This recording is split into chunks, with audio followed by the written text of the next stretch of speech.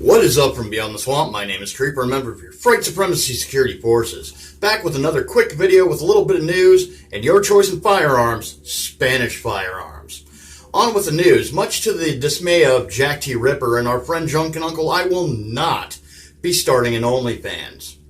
I just actually don't need the monetary help, but if you do want to help out someone monetarily, links in the description of this live stream.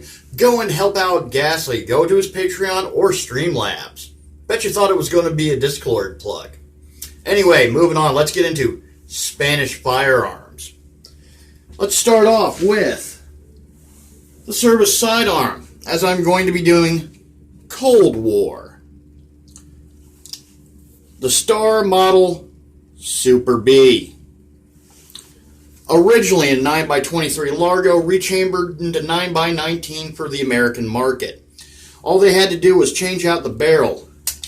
Magazine is still the same from when it used 9x23 Largo. And just to prove that point, just in case someone had missed the 9mm Dilemma video, on my right there is a 9x23 Largo. You will notice that that is larger than your 9x19.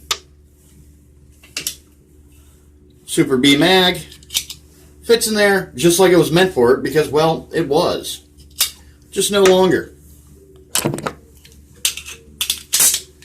8 rounds, single action, Ballester Molina design, which was a copy of the 1911. This one does come with a loaded chamber indicator and thumb safety that we all know and love. Triggers on these are super smooth. One of my favorite guns. And as for their service rifle, a lot of you will go, that's a G3. No, this is a Setme. Setme predates, the G3, as you'll notice the different magazine there. Now, I know I've said this before, but I will reiterate for those who haven't seen it.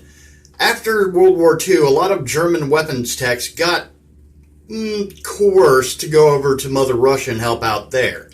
Well, we got into the 50s and Spain needed a new service weapon as they were going to join NATO, so they were literally sold over to Spain where they came up with this gun. Using a lot of the German tech, roller delayed blowback, fire control system, things from the MG42. Upon completion of the rifle, they were free to go about their way, so they went back to Germany, where they tried to get their old jobs back at Rheinmetall, except Rheinmetall no longer existed. It was H&K by that point. They went over, saw old friends, got jobs, and they're like, well, great, because we need a new rifle for our Bundeswehr, which is basically their version of self-defense force, because after the treaties, after World War II, they weren't allowed to have an army. Sorry, I'm going a bit long-winded, but we are being educational here. Hear that, Twitch? Educational. So, they had already designed a rifle. The only thing difference between this rifle, save the Picatinny rail, which is aftermarket, is they gave them a diopter sight, which would have been appreciated on this rifle, and, well, they changed out the mag.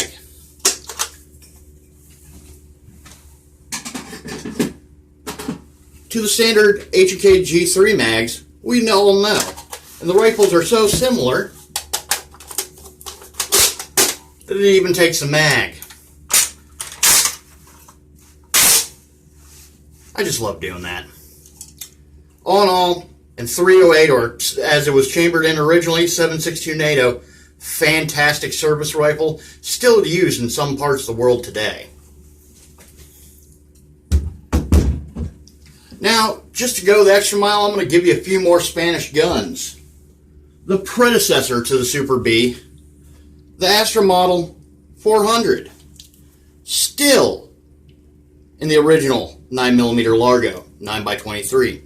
8-round magazine, just like the Super B.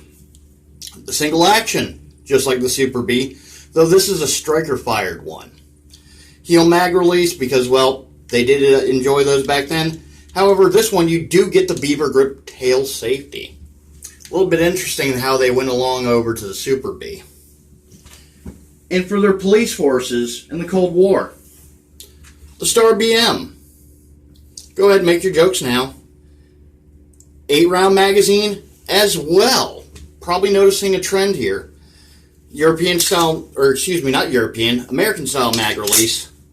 Fantastic trigger on this gun, and it's what their police force would use.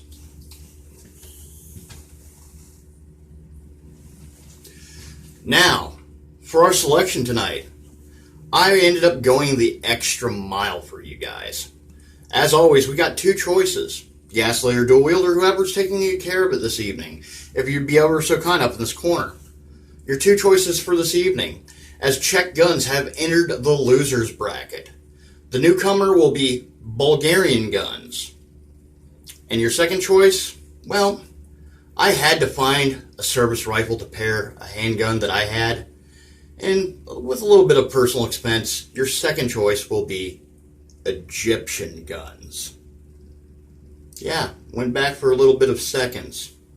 So, as always, go ahead and vote. Stuff that ballot box with bits and krill because that helps Ghastly out. Until next time, you guys stay safe out there.